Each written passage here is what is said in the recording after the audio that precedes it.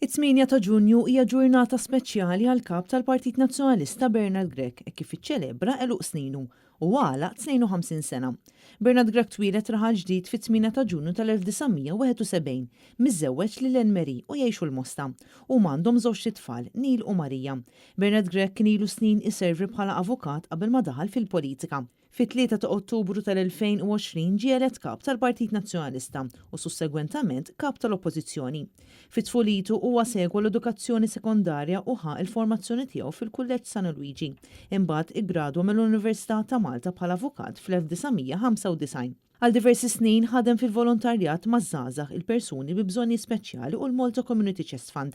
Flimkien Len Marie kienu jagħtu l-korsijiet lil koppji li kienu se jiżżewġu mal-moviment ta' Kana. Kien ukoll l-avukat tal-Malta Football Referees Association u il-President Onorarju tas-Soċjetà Filarmonika San Pietro ta' Birzebbuġa, il-lokalità fejn għex parti minn tfulitu. Għal xi żmien Bernard Grech kien ukoll visiting lecturer fl-Università ta' Malta.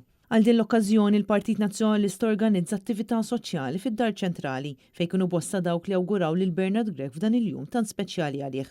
F'diskors tal-okkażjoni il-kap tal-Partit Nazzjonalista tkellem dwar l-importanza li kulħadd jgħoż lill-ommijiet kollha li għamlu kollox għal uliedhom.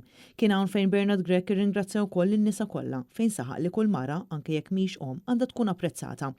Huwa qal li d-Dar Ċentrali tal-Partit Nazzjonalista hija d-dar ta' kulħadd, anke ta' dawk li qatt ma vvutaw lill-Partit Nazzjonalista. Hekk kif iktar jgħaddi żmien il-Partit Nazzjonalista qed ikompli jikber u jissaħħaħ. Preżenti ma' Bernard Grech għal din l-attività kien hemm is-Segretarju Ġenerali tal-Partit Nazzjonalista Michael Piccinino, kif ukoll il-kandidati għall-elezzjoni tal-Parlament Ewropew David Agius u Peter Agius.